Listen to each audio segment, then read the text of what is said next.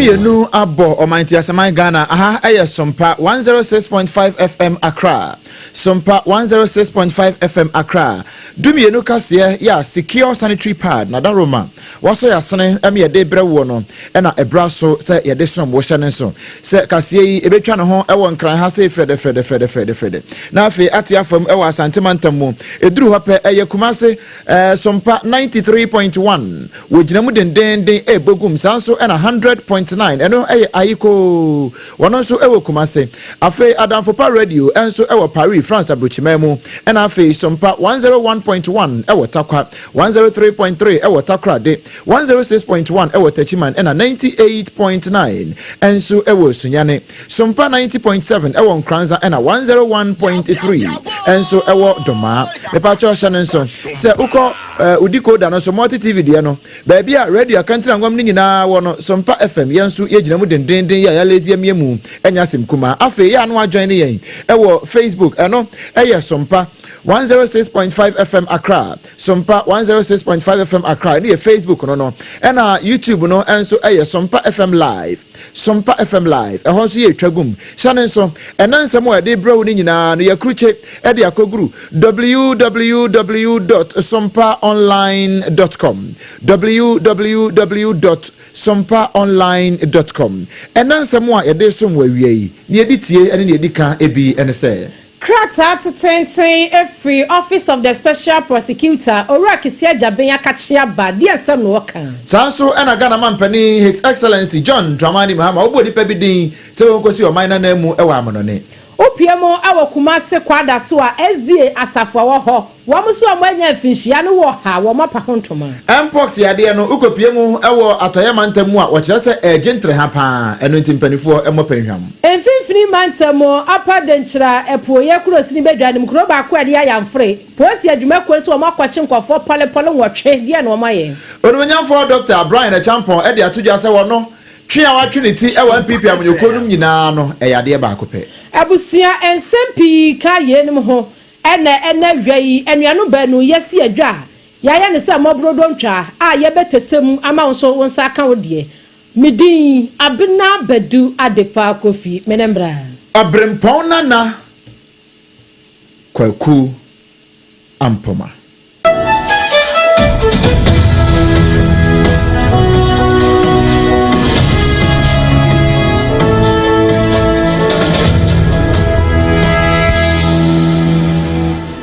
Ye free and samno asi original ye ade amount dia na ye hyase won finfini emantamu na said the Central North Regional Police Command dia wanom won finfini emantamu meche o men post ya dwumakuo no wanom afa wo ho wo mo bu adwumason no nyasam ketewa wo mo si said the potokasam ye ka bibi se environmental degradation no wanom kwaswa ese won bebo ho ban said ye beboa amagana so yensase no ebetimi asanso agina ne naso bio enti no ba kupa essence ase eye kwanboni aye fa so etu afoma gudie enti no wama lazy wamu butu asesa wama ku treatment nyina wan mategu montene a wan ye wanom si aye kwae bretu ahoduo mu wa ye be chewu be nsuo wu sensase no wamu du mu te woni aban ebeko ahye na omen posi adwumakuo no Central North Region Police Command ne say wamu kopie mu ewo eye denchira ayamfo na wanom koye no wamu kwachi nkofo bi na nkofo wanom kwachi wamu no emu enum aye Ghana fo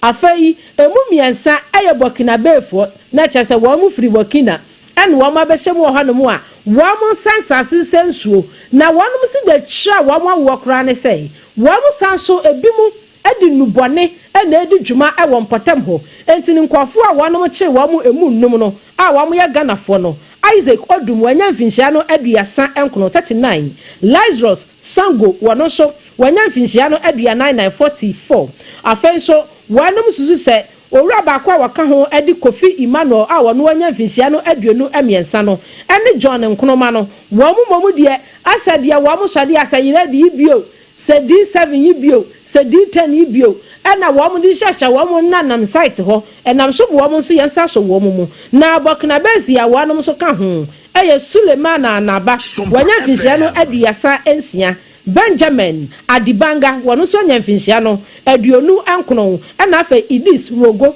wono so anya mfinhia na aduasa a wonom so yesa nipa miensa wamu free Burkina a my police adwumako ne Central North Region Police Command no ensa aso wo mu na wo mu kyerɛsɛmu no DCOP akwa wakasa wakyerɛ mu sɛ sankɔfo nwatwi a ɔman police adwumako no wonsa so wo mu no wo do mu kwakɔ gina mbra no ɛwɔ Asinfo Su District Court ɛhɔ ɛne akwakɔdi wɔn asɛm na sɛ bupo wɔn di a wɔne aban ɛbɛko ahye yɛ free hɔ na yɛ de ani akyerɛ mu ɛwɔ Ghana mampane His Excellency John Dramani Mahama Nakache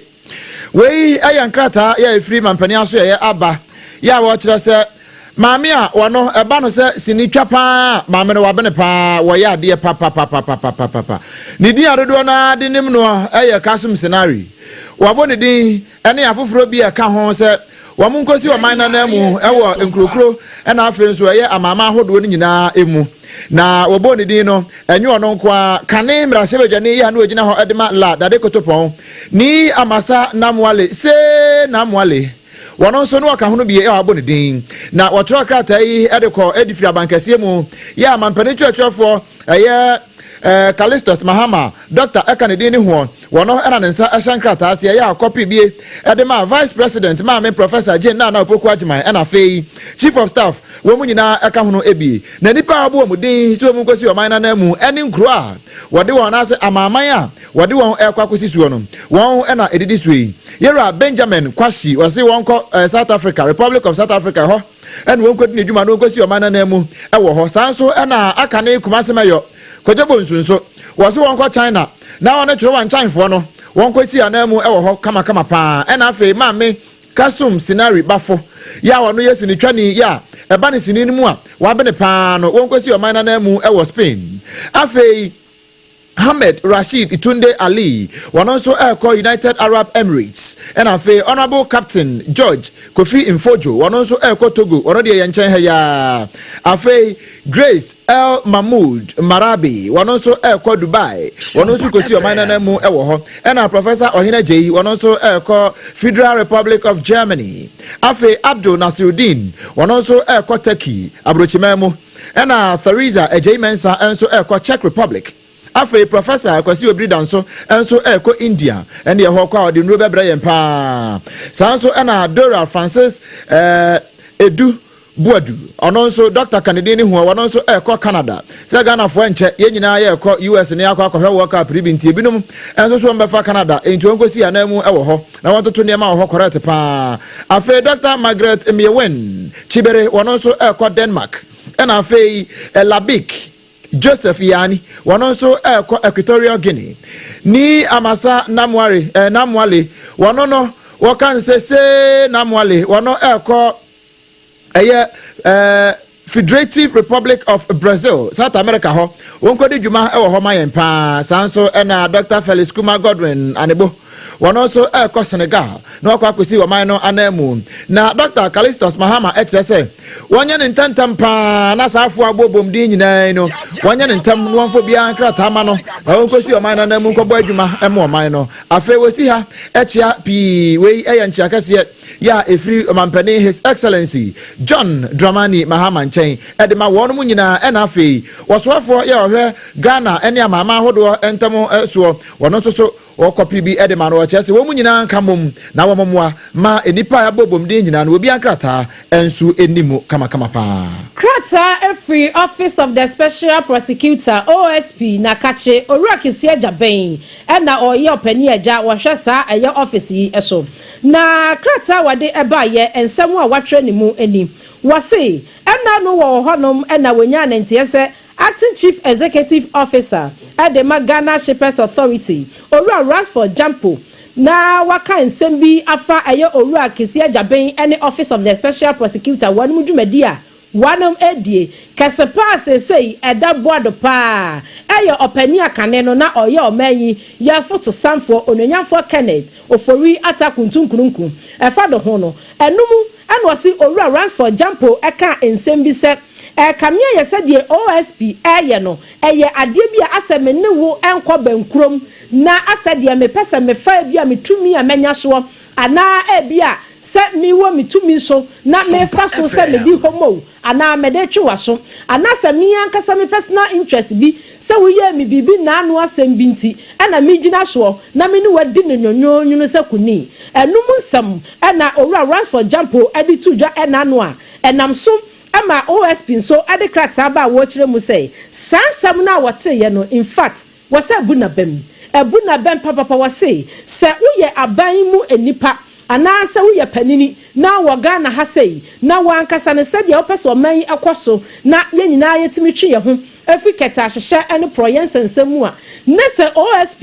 edi ni dwuma na se uye panini na ba montene na sa opeso be ye interference bi asa de odu hu be wura nsem ni mu a wo say ha dwene enti wo ka kire Ghana de hye mpanimfo nkwada enkokora ne mrewa nyina say obi ya ntwe ne ho every OSP ni nyumadi a wodie mu na onu onyonyamfo kisi ajaben no wonim ni oyo enti ne se efa ne se owura Kenneth ofori ata kane no wo ya photo samfo ensensam no ho a wase bi mu ho no a wo muso wo mu nhye da nim owura no boni a wadie wase hye efa no SML deal ene giare wonom ho sansam no a eno no wo mususu se enam no so amaketa hyehye bi akoso afen so wanu akasa de ne office no anase ne tumi so edi pesika bi na nya ne dia nam so mo man no eboka enti eno kra ya major wine no kra no edi kan na enan ya aka ne ho ebi ye ECG contract bi a wanu edi ma Chinese work bi a eno no kra no mu wie ye wo mo sesa mu ene ne national cathedral de yi edoso bebrebe se nu osensia enti so obi gina nchen nu okase ono owura kwesi ajaben no se de wo ye ne dwuma no ayo no ane selfish interest ya woni nipa kro no eye adwene enye yi na wo ka kire mu bio se mu atwe mo ho afa mfiri onyonyamfo OSP nensansam mu ne dwumadi a wodie mu a anhwe yi a na just de obaka kanesam no bia na akwanko yi obi de enti krata efiri na kache ba ene da yi a ena sompa ya da na ekire ede aso hui na ya da na ekire wo ho a ne ye hwe apomden ensem emu wo apomden ensem mu no abetodwa se monkeypox ya agentra ha sese ewo man Ghana mu no sese kwa na ekọ na nimu na bebrebe ya o man na nya ne nyina no empanifo bu asana na bu nkompo na ko he won tie hu no se ekopie mu ewo atoyamantam Western Regional eho de ye ka ne nyina no a ohamu nchichemu no eduoson ba akọ ma mu no de ne nyina no emu dodo ena efri Western Region edeba ya wo kire se ebokotodwem pa wo kire se sene omayi mu ya pomden sam ekoso na mpox nso ba ya mpanifo ya ne ombetimi bia no wo keka ne nyina bom na hwe ne dodo no a afi ayi wo mu ene sene mpox no agentre ha ewo man mu no ne dodo no efri atoyamantam ho ena eba empanifo kire mu na we nyina mu no opani reference akwadwo ochi apenten ya no chief pharmacist ewo Western Regional Health Directorate wo ena de nsem we nyina etuja no wo chese eno nam so ama niema agensre paper ama okopie mu ewo atoyamantam ho no a wono mu so nu betu bia aboa sane ebe ya ohaw ya abeto o man titru pa ene atoyamantam no we so atimi akonanim wo mo abrabo ene sane wo mo ye wo niema ne ntoto wo mo ye no wo matimi abomu panhwa pa we nyina no na ye Western Regional Development Retreat ya ekoso ewo esipom ena opani edin sem we nyina ekoto dwa wakasa wie yepe ena atoyamantam so afo ya wono so eyo opani Joseph Nelson edeka kretos no chese sade we die ha dwene pa enu nti wamanfo nyina emo panhwam na we bia so emo ne ho so na enhyehye ya apomde adwumayefo ene apomde mu pade hufo ede abeto dwa se ye mmoa enye mfangu akwamu na atimi aboa yen ama ya pomde atimi akonkan no yen hwe ne enye ne yi na ye nyina so atimi boyen ama ya pomden no etimi edimo wo ensam fufuro mu no environmental health sanitation unit ya wo mo won finfini mantamo upper dentra east wanam aka wo mo ho abomu a wo mo ne nadmo adwumako no ade adwumason bi ni nyina efa ekwan ya wo mbefa so ama wo mo adehye a wo mo upper dentra epoye kurasi ni bedwane wo mo kuro pondu nkwa anofe no wo mo ebedi wo mo huni wo mo sesese finfini mantamo no sadi ekwala yade yi etu atese afa wa mo sadi obi nso han mo obekoya sese bi yade bi a ese hebio se hepatitis B echeche wa mo no wo sesa yade ni nyina efi ene wasena ene deba enti no wanom abo adwumason wa mo so wo mapie mu e wo montene so ene gatas yahodo wanom atetim na Owura Gordon Kwambian were Assistant Chief Environmental Health Officer our Upper Dentra East wane sompa kasia yamani boni papa Kofi Wakelon atwetwe nkomo ede nensam atwonim ekwan ya wanom fa so ene atorenche maboafo na dmadumaku a wanom ewo dunkwa onofe eka wo mu bo mu eye spraying etete gatas mu ma adehye no education said ye be ya wo betwe wo ho afrefi ho ensam no eni excavator across the whole atumikla de nyina adregi all the gutters in fact all the streams send be nsuo nsuo nyina be ko nsuo bia nyina kwan mu nsuo bia yiri akofo obi yasa wo private entity collaboration private waste collectors omuso ho enti ye no omuso ye din sa so ye juma kama we have zoom line for sure the mess or mo private entities omuso boa mo ye kama enti container side so ada kuma mo ye make sure so all the time so ye siesi ho kama ga so na be ye be boy ho ban afa yare ho enu achi no owura Gordon Kwambian ede efutusam ekoma adehia wanom ewadunko anofe apa de nchira epuye kuresi ni bedwane wo mfimfini mantam mu sei adehia ne hwe ne wo mu ni wo mu huni empo no so mfikyire efu e wasa odo afenso wanom asabi mpredi asa wo mu hyada eswa bola efiri wo mu fie ekogu gatasim ene esabio empanimu animu a awiai wo bi on ma sade na gya ho nsamte ekura na ye na asefem enti wo mu hwe ne wo mu ni wo mu ni sade be ya efi ne nam sa ya de bi adeba ne ade no ni nyina be fim potamo waje ofichire efu osuo atita ofie apai tuntum ofie galon bi wo ho container bi tuntum kwa ojana bia waje no basa once ma kwa ojana toilet papers waje no once ma kwa ututu wura wagata mu na ojai unayo baby si fata na again sunu ututu wura ewo baby si fata we mu nyina yeso mu a ye be paredi ye be sermon before court no that court no I deal with you rigorously court not deal with you as it is and we will not temper any mercy with anybody. Owura Gordon Kwambian assistant chief environmental health officer ewo Upper Denchira East Kropon ebedwanem na wane yamani boni papa Kofi work alone etwetwe sankomoyi uguso ya wotie secure sanitary pad kase ewo SOMPA 106.5 FM Accra SOMPA 106.5 FM Accra yene yankrabata hoduo ni nyina ewo mai mu ene wiase amansan mu ene waso eguso awutie no yento ansam ne so na yenwura amanyasem mu ekakra opani ya wono mrase bedwani edema adehye ye wo abetifia bato mpeso aso ewo epuemantem wono kro ye kane na wone ne soafo ye ohwe aworokwa chansam so ewo mai mu onimnyafo Dr. Brian ya echampon wode nsem atoje kire se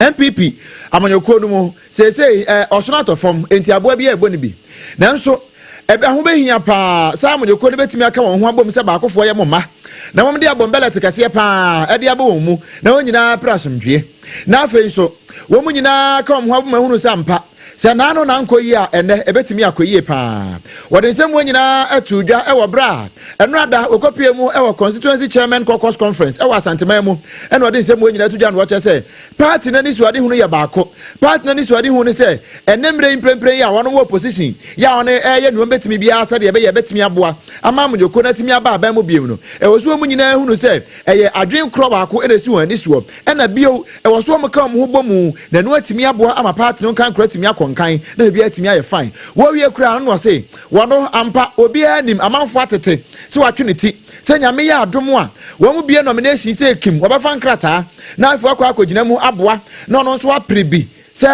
ono ekwei wo akwakosi amnyoko na na mu no akwa 3 franka na watimi aboa pa ama amnyoko no atimi aba aba mu na ba wa bai amanfo hunu se wono oh wabaya se wo be announce ne presence keke wo ba no ba betese se ne ensuo no mutie no se da bi wono watena kire wahunu na wafe nso watete sa amanfo bebre no a pese won de nipa foforo ba na nipa foforo de ne ba no enyu obi a so ono bra champon na wo bai wo ba be wo 3 tumi wo metest nsuo ne keke wo ba be gi tumi dia ma monyokuo no wo ba be di monyokuo na nimu na atimi aboa ma 2028 abato ya won ekọ no won atimi akoso akwakogi tumi ne pa wo wie ye pe na afei wode bi ka ho ache se amanyoko niam amu ye nyina no wono wanim wafamu wahunu se ne yete si epobi obetimi a hotire tumi a na ye ono Dr. Brian ya echampon ne nkasa ye nyina wie ye pe na Alhaji Dr. Mahamudu Baumia wono so de bi ka ho no ache se wahunu sa amanfo bi asase we ye kramoni we eye kristoni we kradio ye buddhist amanfo the tribal politics na afei baabia we bi kwa asode na som amanfo wo mu na eba wo susu kira amanfo se woni hweye na sabre enya no ne hia won. Recently, people are going religious and tribal. people are going religious and tribal. That is dangerous for the New Patriotic Party. It's very dangerous for us if you go in that direction. What is clear and is stated in black and white in the Okoye report, as well as all the other studies, is that religion and tribe were not factors in the 2024 election results. They were not factors. They were not. We should not try to inject to say that Christians will not vote for Bawumia.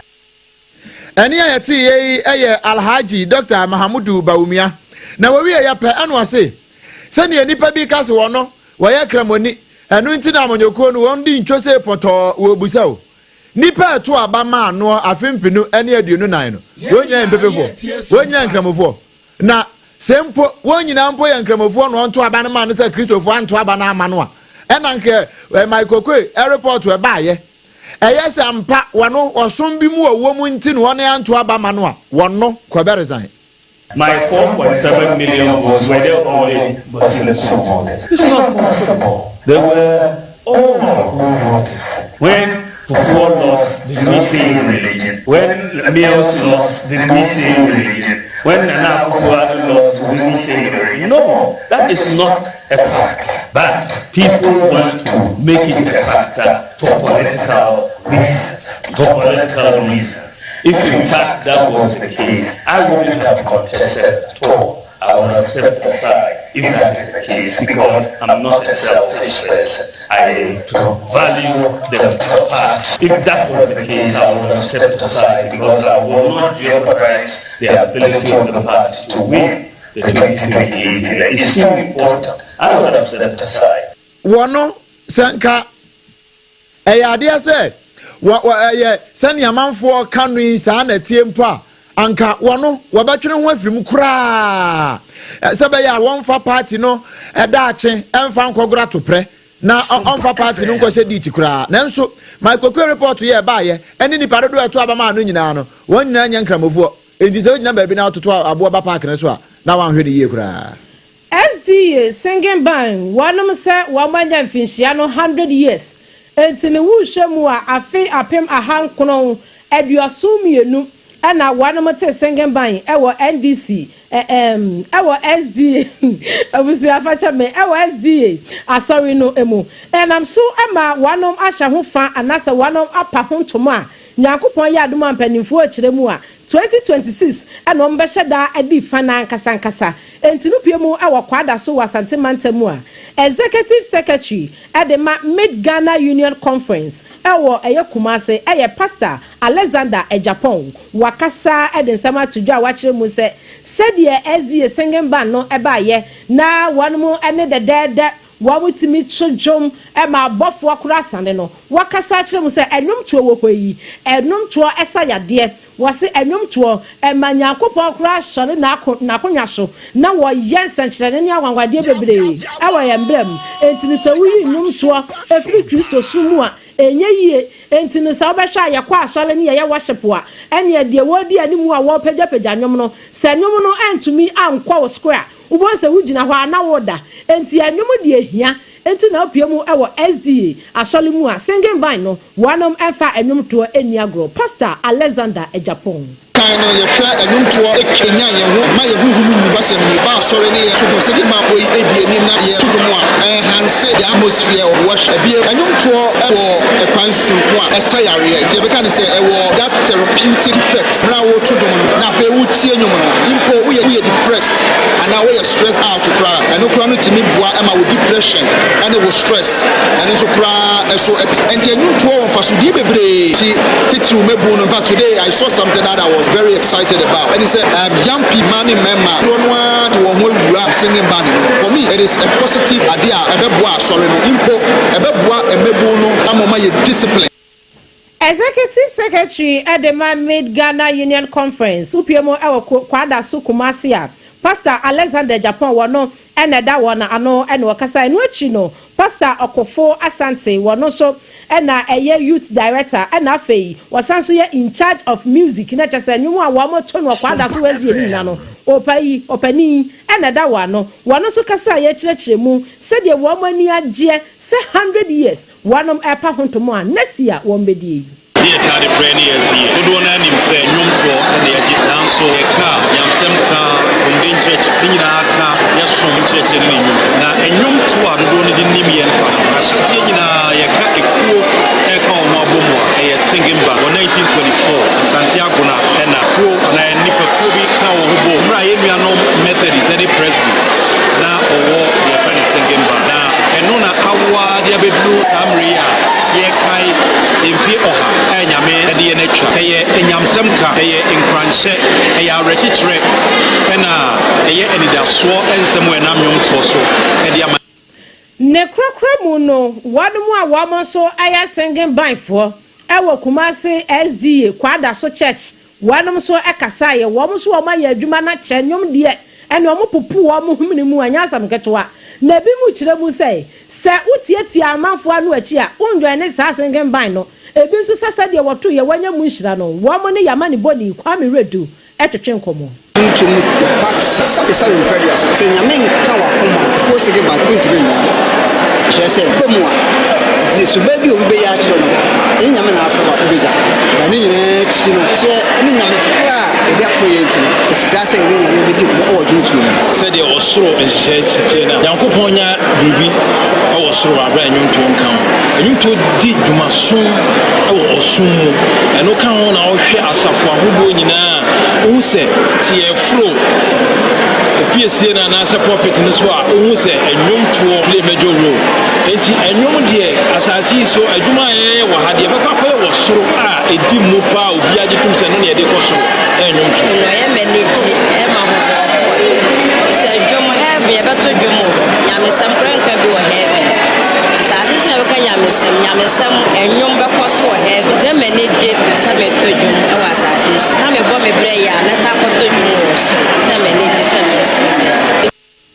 enti ne sa ne heaven ye beto dwom ho de obia de no ba kya dwom ho de koto do re be fa so lati do ene akwato no ho enti ne wai SDA asafo omo wa kwada so Kumasi ena wanom apa 100 years a se nyakopo ya adum a singing band no wanom ebedi no 2026 ya yamani boni kwame redu ekopie mu a woto amani boyi esom yen na ye ntwabo sompo taw na fe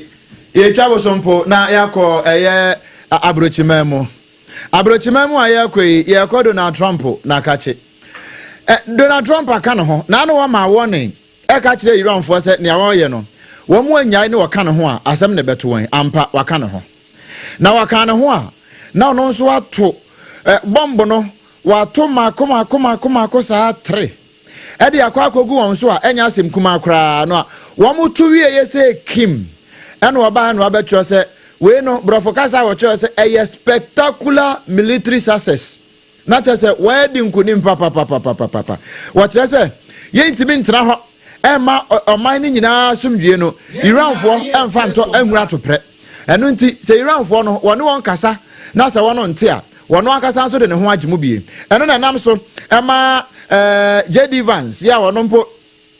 vice president wono nso ade bia ka ho no wache se no kre ne akoso nyina no America for one touch pa Secretary of Defense Peter Hegseth wono nso eka ho no bie na fei Secretary of State Marco Rubio wono nso erne ho adwum bi omnyina ka se Trump wa gba adwuma papa na ni nyina mu no Israel Prime Minister your friend say Benjamin Netanyahu wono nso dia toja che se answer na Donald Trump ne na America wone baba to pa yekodi ewo e dia ko Iran for su na wono yedi ka yi na so trade da entu anu no onim ne yebekwa so nyina ene se wamoto ya wama hunu sade na emienu na dam enu ntu betimi de ba kwasa aka ho na ayemiensa na bibia atimi aye fine pa enu nti womu nyina de wamano atum bi kire se sabre se Iran fo wamafo mafoforo na wona se wamo mpre na emma man no ana se wiase asumdue enkon kan de a se ni America fo aka won ho no ampa woni aka won ho ampa enam so ama se nipa bebre no a kagum se anu ntina na Donald Trump na nsam wo no ahyase eyi America fo ede wo free Iran se anu onim ne awo ba baye ene wo yi won kakra saa ede wo yi wo mafiri ha ene wo hyase etu nanso ansa na mrankan so besini trase no na mpane se woni asase aka kire no ntino wo yi wo mu nyina afiri ho no na wo san to woni ade kwama Iran supreme leader no se wonyini ho mpie na afi wonya ekon no na wamra sumdue abua no ho no mu nyina manum asumdue abua na nso wono nso ebo mimfiri taduku a enam so ama Donald Trump ato missiles ahodo miensa ade akogu Iran fo so asesei Iran fo wo mo egu wo mo surugu jemu a akoya awre ho sempa ewo eho awie aha ana busia ebrem ye kwan ema yede secure sanitary pad awia pramto brekase no yede ne nyina ede asie na mo amwo Facebook no so ne TikTok no so no mo nyina ho ntwan ye ba na messages no yede ne nyina ede atudwa kama pa ede amawo me pa cho hye ne so say secure sanitary pad eno ene pad papa da bia ye tobie adema ye nuanom ene ye yerenom ene ye nkanchemafo no eno ama no eno an ye to edema won esanse emema no ye secure da na ye nso yasomo adwe sanse se ma na anye secure de pe ya na ye nso na asem na to yen pa eno nti okọ montre so na se wo to ade papa ede abre wo yere unua ba wo baba ana wo dofo bi oyo ba ode beche no a eya to secure sanitary pad eno ne betimi aboa no wo gipe no ada wase kama pa sanse eno nom emojesufi no a eba no ema empepe mfa ho na afi nso ekura ne maaye numu no ema ne maaye numu no eye kama da bia no se wo hene kwa akura anaso wo hene kwa ahemfie na wo kwa akogunsa wogunsa no wasundwe muli na wo de anigye muli wo de no nso aba na bibia atimi aye fine asante mantamu mama excellent cosmetics eho na obenya bia to me pa cho owo adum pz na afi kwada so estate taxi rank ho no a old asampa pharmacy lane mu ho no eho edu obutuo eya afi mama excellent ewo 0243 862 158 0243 862 158 na fe one no abo enkomo afi shaden so mame endpoint homeopathy clinic wono nso so ebo adwuma pa obo asefo ye humo ye beba bebia bi ewo ho na bebia nso atimi aye fine me pa chotie se onipadua no mu niema nkoyie titiri pa ne be ma waba dabrejo eno de ya na me very particular about it be ma waba dabrejo emwa esanse wusi memamu na so wa ye mre na ukosi emema nyina na mu wampam na wa mmadwuma yie amfa mayen ya na enhye nkuran esa woba no woba boss tropa amba be ye hechi ewa abonte na nya nkwande eye so tro sanse waje ne gine oba no eya mensese no bomodin poma no na wohuru sampa waba adwuma se obenya hoɔden no de apoma me pa cho na ye endpoint homeopathy clinic na kache na woko afi awo na emma ewa awade no mu hia awo me pa cho paafo ne kire mu ne oba ne nyina mo nko endpoint homeopathy clinic na won so beka se am free afi entini mu hawo asabo ene brebo mu hawo nyina no wohwe eyi nyina afiri ho massage and physiotherapy ewo ho eno nti eboawo ema honam no etimi ekoyie pa manipadua no etimi gyan na so kama pa ye wo kumase kronoma bohia and afi enkran he ya Spinters Road shell signboard ho ye butuo Dr. Adubuati a wada hospital ya no say bibi kire wadwen ne monkom 0244 867 068 and afi 0274 234 321 na fe one no abo enkomo afi 21st clinic ni o po me pa chotie yade bia hawo o de ba 21st clinic ya behwe ayisa hawo no de afiri ho so na ne adodo no de nim yen e 21st clinic no sciatica obi ho a wonim sciatica no wonim adekode ma me nkyerɛ wade baako sciatica no yade no a entini bi afiri woto ase ho no de fa usire mu ade besi unan kokom sa entini no ho te twoma pɛ no ne efe no sciatica no nipa a woye anase ahweye ye sa hwehwemu no ema ye hunu se ye fra yade bi sciatica 21st clinic Ghana ha ya no woni amonone na so ye wo Ghana ha ya na wase se wo hwɛ na se hunu discomfort no sa no a abra na wonyi sa hawo ni nyina emfiri ho so wate ne ho nkrabata na gumu wo manmu mantama hodo ni nyina mu ye wo bi ho ye wo 15 branches e wo mayi mu me pa cho bibi ani a fra yen na yen kyerɛ ba bia branch ni bi wo san se enkran tema kaswa kumase sunyane tachima nkranza takurade afi brekum goso oboase enti na na asempa munyina eya mofo ni nkyerɛ mu e wo oboase yebutu ho pa fra yen 0540 311 0540 311 na fe one yen abo enkomo kase yi etwa ne ho e wo nkran ha 106.5 FM enkran de no esan so ekwaji da mu e wo asante mantam mu sompa 93.1 and afe ayiko 100.9 Adamfopa radio ewo Paris France abrochimemu ono also eje kase no epeten sanso na sompano yaje ho apetimu ewo takwa 101.1 ena sompa takra de eye 103.3 106.1 eye sompa tachiman 98.9 ewo sunyane ena 90.7 ewo nkranza 101.3 ewo doma ena udi code na so eno so ye twegu ho den eye sompa FM ena afi Facebook no eye sompa 106.3 106.5 FM Accra 106.5 FM Accra. Afe YouTube no enso Sompa FM Live. www.sompaonline.com. Ehonso ye betwa gu ho kama pa. Na Facebook no o comment kakra ya aba me mo na chire taw emfa ema Paddyman or say Baumia all the way. My greetings to the most reverend most reverend John Intim Fodio MP for Asen South. Ena wadiaba afi wase nchia no ebi nsan so enko ema Asen South constituency executives nyina edi basic polling station executives wo nyina wo mu nyina eso enchia kase enko ma wase wada yase bebre we eye Paddyman ni awode eba ye enso eno no minister Asempansio wono so se wo hwen live ewo obuase mo nyame nhira opa Paddyman asamba bi mo say Ghanaians are looking for someone with good morals, good moral values, and that person is Dr. Mahmoud Baumia. Onone dia wono so ediaba enono we say I'm watching live from Asen Andoye Baumia all the way. We Paddyman the message ya wono so ediaba enono abena bia ba ho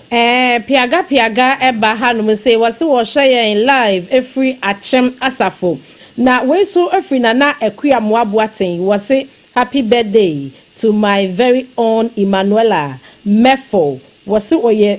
disuani ewo Methodist University Ghana wase wo ka che ne se Nyankopon enhira no papa nti we wa the grass bienu wine ewom e de aboho nti wase cheers na ekua moaboaten so dia wo de by Topi Rebecca. And so I say, good afternoon to you, Obenpon and Abena Bedu. Was say, my special happy birthday and Kwama on one Kasaneba, Topi Rebecca, was a special birthday in Kwama on one Kasaneba. Elizabeth or say, was so a catch and say Yankupon and Shrano, not one so name Quandem. Rahim Rankin, and so our Hanum was say, good afternoon. News rates Obenpon and more updates. Okay, yo, nti yeda mu nyina mu ase. Birthday dia no Dr. Baumia ba na ewo makan na nekwa mu aboaten dia no makan ni nyina ewo ha. Na enran so na ya mesofo birthday. Sofo na da Facebook ne so no. Nti mi ankasa mesofo dunkwa no fe Church of Pentecost dunkwa district. Pastor Simon Enchi enra na eyewawoda Pastor Simon Entry me bi mi woni Simon wa me woni Simon Entry enra papa na eyewawoda Nyankopon enhirawo na wonto nkwa na manji ene mofra ni nyina na wa asole manyina Pentecost for mo dunkwa district nyina ye mawo happy belated birthday. Enianu a yebeje bre ebese kase yi edema wo no eyemme Obrempon na